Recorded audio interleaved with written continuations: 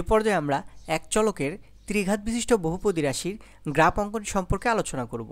তো শুরুতে আমরা ত্রিঘাত বিশিষ্ট বহুপদী রাশির সাধারণ আকার এবং উদাহরণ নিয়ে আলোচনা করব। ত্রিঘাত বিশিষ্ট বহুপদী রাশির সাধারণ আকার হচ্ছে ax³ plus bx² plus cx plus d। এক্ষেত্রে x³ এর যে সহগ অর্থাৎ এর মান শূন্য হওয়া যাবে না। তো উদাহরণ হিসেবে আমরা বলতে পারি p of x সমান 2x³ minus 3x² plus 4x plus 5। আমরা বলতে পারি p of x সমান minus 3x³ plus 4x² minus 3x minus 4। আমরা বলতে পারি p of x সমান মাইনাস 4x³ প্লাস 2x। আমরা বলতে পারি p of x সমান মাইনাস 5x³ প্লাস 3। তো আমরা একটু খেয়াল করে দেখি এই উদাহরণগুলোকে যদি আমরা আদর্শ আকারের সাথে তুলনা করি, যেমন আমরা যদি প্রথম উদাহরণটির কথা চিন্তা করি, এই প্রথম উদাহরণটিকে আমরা এই ত্রিঘাত বিশিষ্ট বহুপদী রাশির সাধারণ আকারের সাথে যদি তুলনা করি, সেক্ষেত্রে আমরা একটু দেখি x³ এর সহগ হচ্ছে a, আর এখানে আমাদের x³ এর সহগ হচ্ছে 2, তার মানে আমরা বলতে পারি এর মান হচ্ছে 2। আবার আমরা দেখি x² এর সহগ হচ্ছে b, আর এখানে আমাদের x² এর সহগ হচ্ছে -3, তার মানে আমরা বলতে পারি b এর মান হচ্ছে -3। x এর সহগ হচ্ছে c, এখানে আমরা দেখছি x এর সহগ হচ্ছে 4, তো আমরা বলতে পারি c এর মান হচ্ছে 4। এখানে আমাদের ধ্রুবপদ হচ্ছে d, আর এখানে আমাদের ধ্রুবপদ হচ্ছে 5, তার মানে আমরা বলতে পারি d এর মান হচ্ছে 5। অনুরূপভাবে দ্বিতীয় উদাহরণে যদি আমরা আসি, সেক্ষেত্রে আমরা একটু দেখি x³ এর সহগ a, আর এখানে x³ এর সহগ হচ্ছে -3, তার মানে আমরা বলতে পারি এর মান হচ্ছে -3। আবার x² এর সহগ হচ্ছে b, এখানে x² এর সহগ হচ্ছে 4, তার মানে আমরা বলতে পারি b এর মান হচ্ছে 4। x এর সহগ হচ্ছে c, আর এখানে x এর সহগ হচ্ছে -3, তার মানে আমরা বলতে পারি c এর মান হচ্ছে -3। ধ্রুবপদ হচ্ছে d, এখানে ধ্রুবপদ হচ্ছে -4, তো আমরা বলতে পারি d এর মান হচ্ছে -4। অনুরূপভাবে আমরা যদি তৃতীয় উদাহরণে আসি, সেক্ষেত্রে একটু দেখি x³ এর সহগ হচ্ছে a, এখানে x³ এর সহগ হচ্ছে -4, তো আমরা বলতে পারি a সমান -4।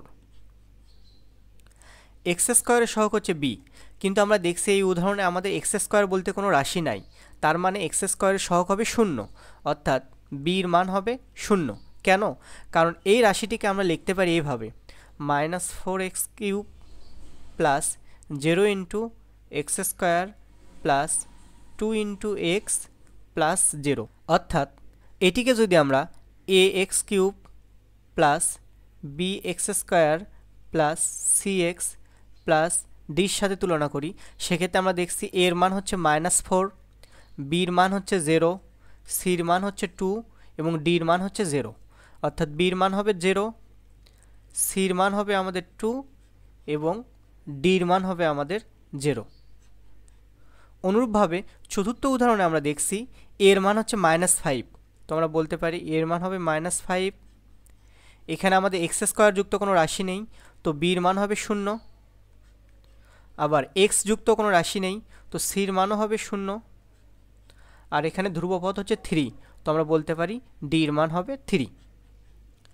আমাদের মূলত এই লেখচিত্র অঙ্কনের সময় এই a b c d এই মানগুলো কত কত, অর্থাৎ কোনো একটা উদাহরণে এর মান কত, বির মান কত, সির মান কত, ডির মান কত, এগুলো জানা জরুরি। এই কারণে আমরা এটি ভালোভাবে একটু খেয়াল রাখব। আমরা যদি এক চলকের ত্রিঘাত বিশিষ্ট রাশির লেখচিত্র অঙ্কন করি, সেক্ষেত্রে লেখচিত্র এই দুই ধরনের হতে পারে, অর্থাৎ আমাদের লেখচিত্রগুলো হতে পারে এরকম, অথবা আমাদের লেখচিত্র হতে পারে এরকম, আবার আমাদের লেখচিত্র হতে পারে এরকম, আমাদের লেখচিত্রগুলো হতে পারে এইরকম। তো আমরা সামনের দিকে এগুলো আরও ভালোভাবে দেখব। এক চলকের ত্রিঘাত বিশিষ্ট বহুপদী রাশির গ্রাফ অঙ্কনের জন্য আমাদের এক্স অক্ষের ছেদবিন্দু বের করতে হয়, আর এক্স অক্ষের ছেদবিন্দু বের করার জন্য পুরো রাশি সমান আমরা 0 ধরে নিই। এরপর রাশিটির সমাধান করে আমরা এক্স এর মান নির্ণয় করি। আমরা যদি ত্রিঘাত বিশিষ্ট বহুপদী রাশির সাধারণ আকারটির কথা চিন্তা করি, অর্থাৎ ax cube plus bx square plus cx plus d। আমরা যদি এই রাশিটির গ্রাফ অঙ্কন করতে চাই সেক্ষেত্রে আমাদের এক্স অক্ষের ছেদবিন্দু নির্ণয় করতে হবে, আর এর জন্য এই পুরো রাশি সমান আমরা শূন্য ধরে নেব। এরপর এটি সমাধান করে আমরা এক্স এর মান নির্ণয় করব। এক্ষেত্রে আমরা এক্স এর সর্বোচ্চ মান পেতে পারি 3টা, অর্থাৎ এই রাশিটি এক্স অক্ষকে সর্বোচ্চ 3টি বিন্দুতে ছেদ করতে পারে। আমরা পাশে একটি চিত্র দেখছি, এই চিত্রে আমাদের ত্রিঘাত বিশিষ্ট বহুপদী রাশিটি হচ্ছে -x cube -3x square plus 2, এবং এই রাশিটি এক্স অক্ষকে এই বিন্দুতে এই বিন্দুতে এই বিন্দুতে ছেদ করেছে। আর এই ছেদবিন্দুগুলো নির্ণয় করার জন্য এই পুরো রাশি সমান আমরা শূন্য ধরে নেব, অর্থাৎ আমরা লিখব -x cube -3x square plus 2 সমান 0। আর এক্ষেত্রে আমরা এক্স এর মান নির্ণয় করার জন্য আমরা ক্যালকুলেটরের সাহায্য নিতে পারি। প্রথমে আমরা ক্যালকুলেটরের ইকুয়েশন মোডে যাব এবং তারপর আমরা পলিনোমিয়াল ইকুয়েশনে যাব, সেখানে আমরা ডিগ্রি 3 সিলেক্ট করব। এরপর আমাদের জানতে চাওয়া হবে এর মান কত। এক্ষেত্রে এর মান হচ্ছে আমাদের -1, অর্থাৎ এর মানের জায়গায় আমরা -1 দেব। আমাদের জানতে চাওয়া হবে বির মান কত। এখানে আমাদের বির মান হচ্ছে -3, অর্থাৎ বির মানের জায়গায় আমরা -3 দেব। আমাদের জানতে চাওয়া হবে সির মান কত, অর্থাৎ এক্স এর সহগ কত। আমরা দেখছি এক্ষেত্রে কোনো এক্স এর সহগ নেই, অর্থাৎ সির মান আমরা 0 বসাবো। এরপর আমাদের জানতে চাওয়া হবে ডির মান কত, অর্থাৎ আমাদের ধ্রুবপদটি কত। তো ধ্রুবপদের জায়গায় আমরা 2 বসাবো। এরপর যদি আমরা ইকুয়াল বাটনে চাপ দিই সেক্ষেত্রে আমরা এক্স এর মানগুলো পাবো। ক্যালকুলেটরের সাহায্যে এই রাশিটি সলভ করে আমরা পাচ্ছি এক্স এর মান আমরা পাচ্ছি -1 -√3, এটি একটি মান, এবং আরেকটি মান হচ্ছে -1 প্লাস √3, এবং অপর আরেকটি মান হচ্ছে -1। এই মানগুলোকে যদি আমরা দশমিকে নিয়ে যাই সেক্ষেত্রে আমরা পাচ্ছি -2.73, এটি একটি মান, 0.732, এটি একটি মান। অর্থাৎ আমাদের এই রাশিটি এক্স অক্ষকে 3টি বিন্দুতে ছেদ করবে, যেখানে বিন্দুগুলো হচ্ছে -2.73, 0.732 আর একটা হচ্ছে -1। এভাবে আমরা এক্স অক্ষের ছেদবিন্দু নির্ণয় করব। অয় অক্ষের ছেদবিন্দু নির্ণয় করার জন্য আমরা পুরো রাশির সমান অয় ধরে নেব এবং এক্সের জায়গাগুলোতে আমরা 0 বসাবো। অর্থাৎ আমরা পাশের চিত্রটির কথা যদি চিন্তা করি সেক্ষেত্রে আমরা লিখতে পারি -x cube -3x square plus 2 সমান অয়, এবং আমরা এক্সের জায়গাগুলোতে 0 বসাবো। সেক্ষেত্রে আমরা পাচ্ছি -0 -3 × 0 প্লাস 2 সমান ওয়াই। এখান থেকে আমরা লিখতে পারি ওয়াই সমান 2, অর্থাৎ এই রাশিটির অয় অক্ষের ছেদবিন্দু হবে 2, যা আমরা এই চিত্রে দেখছি। অর্থাৎ আমরা চিত্রতে দেখছি লেখচিত্রটি অয় অক্ষকে 2 বিন্দুতে ছেদ করেছে। এ পর্যায়ে আমরা ত্রিঘাত বিশিষ্ট বহুপদী রাশির প্রান্তীয় মান নিয়ে আলোচনা করব। তো আমরা যদি দেখি এর মান 0-এর চেয়ে বড়, সেই ক্ষেত্রে এক্স এর মান ইনফিনিটির দিকে গেলে এফ অফ এক্স এর মানও ইনফিনিটির দিকে যাবে। যেমন আমরা দেখছি আমাদের এই অংশে, আমরা যদি এই অংশটুকুর কথা চিন্তা করি সেক্ষেত্রে আমরা দেখি আমাদের এক্স এর মান যদি এই দিকে যায়, অর্থাৎ এক্স এর মান যাচ্ছে অসীমের দিকে, সেক্ষেত্রে আমরা দেখছি এই লেগটা আমাদের উপর দিকে উঠে যাচ্ছে, অর্থাৎ এই লেগটাই হচ্ছে আমাদের এফ অফ এক্স, এই লেগটাই হচ্ছে আমাদের পি অফ এক্স, এই লেগটাই হচ্ছে আমাদের ওয়াই। অর্থাৎ সেক্ষেত্রে আমাদের এফ অফ এক্স বা পি অফ এক্স বা ওয়াইয়ের মানটা আমাদের উপরের দিকে যাচ্ছে, আর উপরের দিকে যাওয়া মানে কি অসীমের দিকে যাওয়া। অর্থাৎ আমাদের এক্সের মান যদি এই ধনাত্মক দিকে অসীমের দিকে যায় সেক্ষেত্রে আমাদের এফ অফ এক্সের মানটাও ধনাত্মক দিকে অসীমের দিকে যাচ্ছে। আবার আমরা যদি নিচের অংশে দেখি, অর্থাৎ এক্সের মান যদি আমাদের এই দিকে যায়, অর্থাৎ মাইনাস ইনফিনিটির দিকে গেলে আমাদের এফ অফ এক্স এই লেখের মানটা নিচের দিকে যাচ্ছে, অর্থাৎ মাইনাস ইনফিনিটির দিকে যাচ্ছে। তো আমরা বলতে পারি এক্সের মান মাইনাস ইনফিনিটির দিকে গেলে আমাদের লেখচিত্রটাও মাইনাস ইনফিনিটির দিকে যাবে। এটি কোন ক্ষেত্রে হবে? এটি এর মান 0-এর চেয়ে বড় হলে। অর্থাৎ আমাদের লেখচিত্রটা যদি দেখতে এরকম হয় 2x cube plus 5x square minus 3x plus 4, এক্ষেত্রে এর মান হচ্ছে আমাদের 2, যা 0-এর চেয়ে বড়। এই সকল ক্ষেত্রে আমাদের এক্সের মান অসীমের দিকে গেলে এফ অফ এক্সের মানও অসীমের দিকে যাবে, এবং এক্সের মান মাইনাস দিকে অসীমের দিকে গেলে এফ অফ এক্সের মানও মাইনাস দিকে অসীমের দিকে যাবে। এই ক্ষেত্রে গ্রাফটা আমাদের নিচ থেকে উপরের দিকে যাবে। অর্থাৎ আমরা যদি গ্রাফের শেপের কথা চিন্তা করি সেক্ষেত্রে একটু আমরা খেয়াল করে দেখি আমাদের লেখটা কিন্তু এরকম হয়েছে, এই নিচ থেকে উপর দিকে উঠতেছে, উঠে এইভাবে উপর দিকে যাচ্ছে, অর্থাৎ নিচ থেকে আমাদের লেখটা যাচ্ছে কোন দিকে? উপর দিকে। এই কারণে আমরা এখানে লিখছি এই ক্ষেত্রে আমাদের গ্রাফটা দেখতে নিচ থেকে উপর দিকে যাবে। যদি আমরা দেখি এর মান 0-এর চেয়ে ছোট, সেক্ষেত্রে এক্সের মান অসীমের দিকে গেলে এফ অফ এক্সের মান মাইনাস দিকে অসীমের দিকে যাবে। যেমন আমরা একটু খেয়াল করে দেখি এই অংশে আমাদের এক্সের মান যদি অসীমের দিকে যায় সেক্ষেত্রে আমাদের লেখচিত্র কিন্তু নিচের দিকে যাচ্ছে, অর্থাৎ ঋণাত্মক দিকে অসীমের দিকে যাচ্ছে।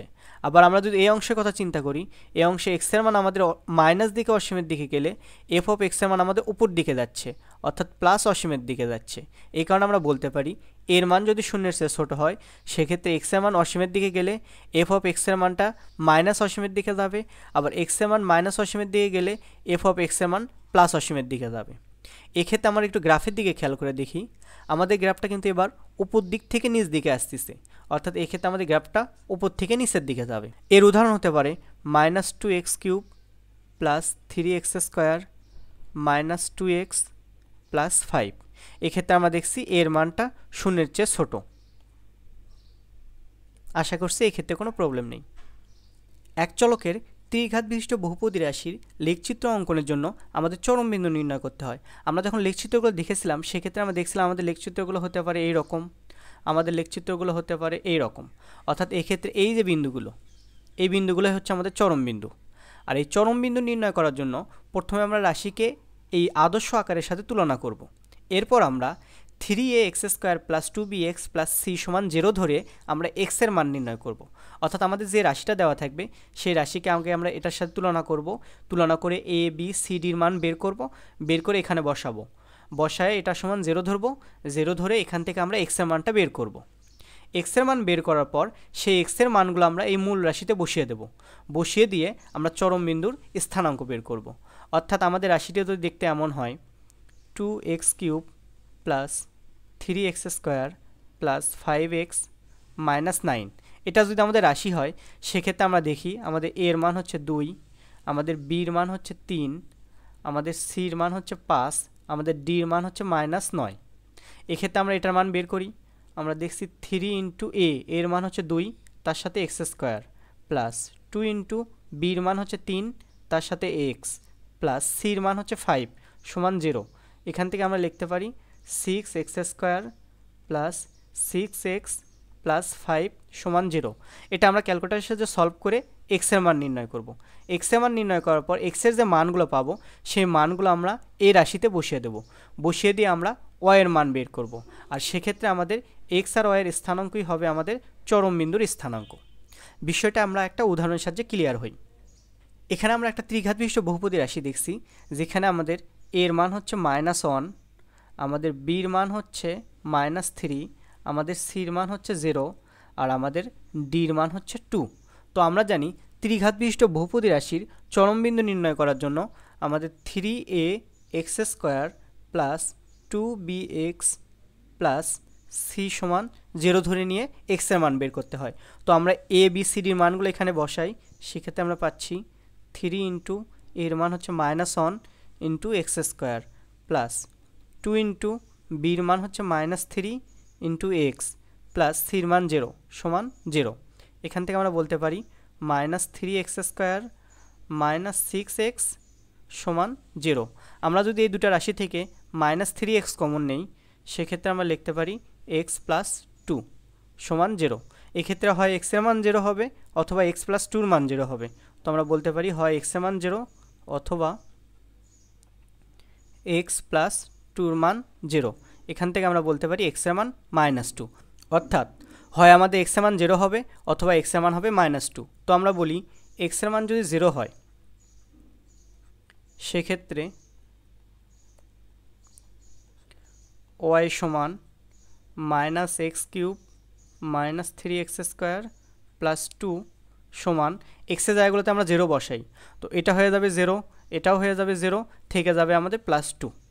আবার x এর মান যদি আমরা -2 বসাই, সেক্ষেত্রে y সমান -x³, অর্থাৎ আমরা ডিরেক্টলি x এর মানগুলোই বসাই। আমরা লিখি x এর মান কত, x এর মান হচ্ছে আমাদের -2, আমরা লিখতে পারি -2 উপর কিউব -3 গুণন -2 উপর স্কোয়ার প্লাস 2, এটার মান আমরা পাবো -2। অর্থাৎ আমাদের চরম বিন্দুগুলো হবে 0, 2, আর একটা চরম বিন্দু হবে -2, -2। আমরা দেখছি এই চিত্রে আমাদের এটা একটা চরম বিন্দু, এই বিন্দুর স্থানাঙ্ক হচ্ছে আমাদের 0, 2, আর একটা চরম বিন্দু হচ্ছে আমাদের এটা, আর এই বিন্দুর স্থানাঙ্ক হচ্ছে -2, -2। আশা করছি চরম বিন্দু নির্ণয়ে কোনো সমস্যা নেই। আমরা যদি এক চলকের ত্রিঘাত বিশিষ্ট রাশির গ্রাফ অঙ্কনের পুরো প্রসেসটি একবার স্মরণ করি, সেক্ষেত্রে আমরা দেখছি আমাদের প্রথমে এক্স অক্ষ এবং অয় অক্ষের ছেদবিন্দু নির্ণয় করতে হবে। এরপর আমাদের চরম বিন্দুতে এক্স ও ওয়াইয়ের মান নির্ণয় করতে হবে। এরপর আমাদের এক্স অক্ষের ছেদবিন্দু, অয় অক্ষের ছেদবিন্দু এবং চরম বিন্দুর মানগুলো লেখচিত্রে বসাতে হবে। এরপর এর মানের উপর ভিত্তি করে পি অফ এক্সের লেখ কেমন হবে তা খেয়াল রেখে বিন্দুগুলো আমরা সংযুক্ত করব। এভাবে আমরা এক চলকের ত্রিঘাত বিশিষ্ট বহুপদী রাশির লেখচিত্র অঙ্কন করতে পারি।